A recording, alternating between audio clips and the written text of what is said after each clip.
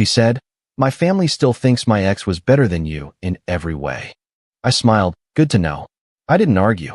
I ended the relationship the same night. Days later, when she tried going back to him, someone else answered the door, and what they told her made her call me nonstop. I'm a 36-year-old guy, been through enough relationships to know when something's broken beyond repair. I was with her for about a year and a half. Things were good at first, not perfect, but good enough that I thought we had something worth building on. She was 33, worked in marketing, and came from one of those families that never really let go of the past. Specifically, her ex. The golden boy who could do no wrong. For context, she'd dated this guy for 3 years before me. They broke up about 8 months before we met, and according to her, it was mutual. He wanted to focus on his career, she wanted different things, blah blah blah. Standard breakup script. But her family, especially her mom and older sister, never got over him. They loved him, adored him, thought he was the perfect match for her. I tried not to let it bother me. Really, I did. But it's hard when you're at family dinners and her mom is telling stories about that time when he fixed the deck, or remember when he brought that beautiful wine to Christmas? Her sister would chime in with, yeah, he really knew how to treat the family. And my girlfriend would just sit there, half smiling, not defending me or shutting it down, just letting it happen. The comparisons were constant and subtle. Her dad would mention how her ex knew about cars when mine broke down once. Her mom would bring up how he remembered everyone's birthdays without being reminded. Little digs that added up over time. I'd help with dishes, fix their Wi-Fi, bring gifts, and it was never quite enough. There was always this unspoken measuring stick, and I was always coming up short. I brought it up a few times. Calmly, I'd say something like, "Hey, it makes me uncomfortable when your family keeps bringing him up. I'm here now, not him." She'd apologize, promise to talk to them, but nothing ever changed. If anything, it got worse. She'd make excuses, that's just how they are, or they don't mean anything by it. But intent doesn't erase impact. The worst part was watching her around them. With me, she was confident, funny, relaxed. But around her family, she'd shrink. She'd become this people-pleasing version of herself, nodding along to their comments, laughing at their stories about him. It was like I disappeared when we walked through their door. I remember one particular Sunday brunch where her mom pulled out old photo albums. There he was, in almost every family picture from those 3 years. Beach vacations, holiday gatherings, birthday parties. Her mom kept pointing at photos saying, "Oh, this was such a wonderful day." I sat there, coffee getting cold, wondering why I was even present. Then came that night. We were at her parents' house for her dad's birthday. Dinner was fine until dessert, when her sister started going on about how her ex had this great new job at some tech firm, making bank, traveling the world. Her mom joined in, saying how he always had such ambition, such drive. I sat there, fork in hand, just eating my cake and staying quiet. Her dad even added, that boy knew where he was going, had a real plan for his life. I could feel her tense up next to me, but she didn't say a word. Not one word in my defense. After dinner, we were driving home, and I could feel the tension. She was quiet, which usually meant she knew something had been off. I didn't say anything either. Then, out of nowhere, she sighed and said, "Look, I know tonight was awkward." I glanced at her. Awkward?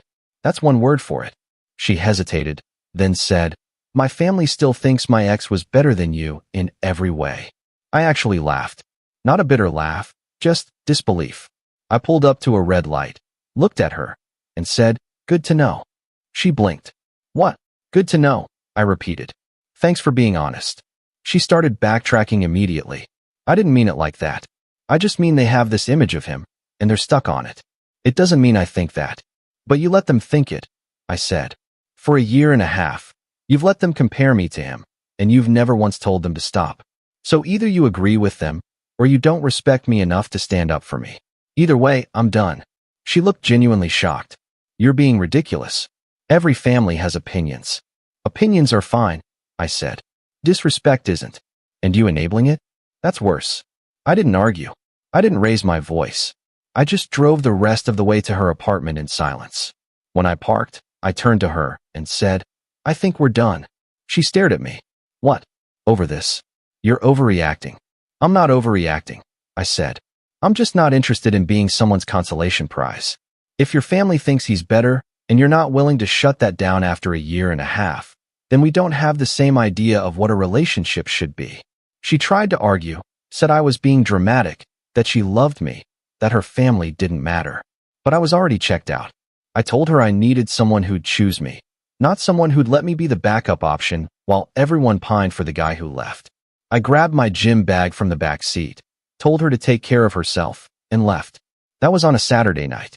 By Monday, I'd blocked her on everything except email, just in case there was something logistical we needed to handle. I didn't hear from her for 3 days. I figured she was either processing it or already moving on. Part of me wondered if she'd run straight to her family for validation. I could picture her mom saying, "You're better off, honey." He was too sensitive anyway. I spent those days keeping busy. Hit the gym harder than usual, caught up with friends I'd been neglecting, deep cleaned my apartment. Anything to keep my mind occupied. A couple of buddies asked what happened, and when I told them, they weren't surprised. One of them said, "Man, I could see that coming from a mile away. You looked miserable at that barbecue last month." Then Thursday happened. I was at home, watching a game, when my phone started blowing up. Calls from her number, which I'd blocked, so they went straight to voicemail. Then texts started coming in from a number I didn't recognize. I ignored them at first, but after the 10th one, I checked. "Please pick up. I need to talk to you. Something happened. Please, just call me back." I almost didn't, but curiosity got the better of me, so I called the unknown number. She picked up on the first ring. "Oh my God, thank you. I didn't know if you'd call. What's going on?" I asked, keeping my tone neutral. She was crying, full-on sobbing. I went to his place. I already knew where this was going. "Your ex?" "Yes," she said. I thought maybe if I talked to him, I could figure things out. Maybe get some perspective. I don't know. I wasn't thinking clearly. "Okay," I said. And she took a shaky breath. Someone else answered the door. I didn't say anything. "A woman," she continued. "She was pregnant. Like, really pregnant. She said she was his fiancée. They've been together for almost a year. She's 7 months along. They're getting married in 2 months. I let that sink in. So he's been with someone else the entire time your family's been singing his praises." "I didn't know," she said, her voice cracking. "My family didn't know. He never told anyone. He just moved on. And now I feel like an idiot." "What did you say to her?" I asked. "Nothing. I just stood there like a fool." She looked at me like I was crazy. She asked if I was okay, and I just mumbled something and left. She said he'd mentioned an ex who couldn't let go, and I realized she meant me. He told her about me, but not in a good way. There was a long pause. I could hear her trying to compose herself. "The worst part," she continued, "is that she was so nice about it. She wasn't rude or anything. She just looked confused, like she didn't understand why I was there. And I couldn't even explain it to myself. I wanted to feel bad for her. Part of me did. But mostly, I felt vindicated. "Why are you calling me?" "Because I realized I made a mistake," she said. "I shouldn't have let my family treat you like that. I shouldn't have compared you to him. I was wrong, and I'm sorry. Can we talk? In person?" "No," I said. "Please. I know I messed up, but I'm not interested." I cut her off. "You didn't value what we had when we were together. You let your family disrespect me for over a year, and the second I walked away, you ran to him. That tells me everything I need to know." She started crying harder. I wasn't running to him. I just needed closure. "You got it," I said. "He's engaged and having a kid. Closure delivered. Now you can move on." She tried to keep me on the phone, begging me to reconsider, saying she'd tell her family off, that she'd change. But words are cheap when the damage is already done. I hung up. She called 6 more times that night. I didn't answer. The next day, I got a long email from her. It was pages of apologies, explanations, and promises that she'd changed. She said her mom was devastated when she found out about the ex's engagement, that her sister felt like an idiot for hyping him up all this time. Apparently, her mom had even reached out to him months ago to check in, and he'd never mentioned being in a serious relationship. They felt blindsided and foolish. She said her whole family wanted to apologize to me, that they realized they'd treated me unfairly. She even said her dad admitted I was a good guy and they'd taken me for granted. She wrote about how she'd been reflecting on everything, how she saw now that she'd been seeking their approval instead of building something real with me. Too little, too late. I didn't respond. A week later, I ran into her sister at a coffee shop. She looked embarrassed when she saw me, but walked over anyway. Hey, she said. Can I talk to you for a second? I nodded. I owe you an apology, she said. We were wrong about him. We were wrong to compare you to him. My sister's a mess right now, and I know that's not your problem, but I just wanted you to know that we see it now. I appreciate that, I said. But it doesn't change anything.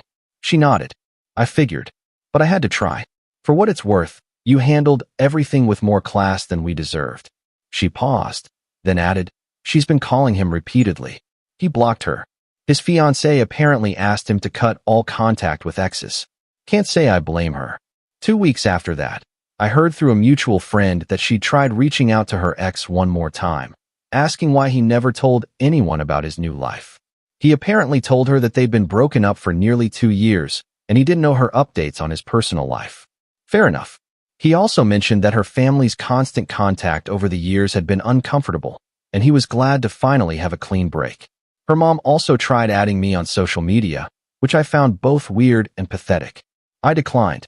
Then she sent a message through a mutual acquaintance asking if we could meet for coffee so she could apologize properly. I politely declined that too. Some bridges aren't worth rebuilding. That was a month ago. I haven't heard from her since.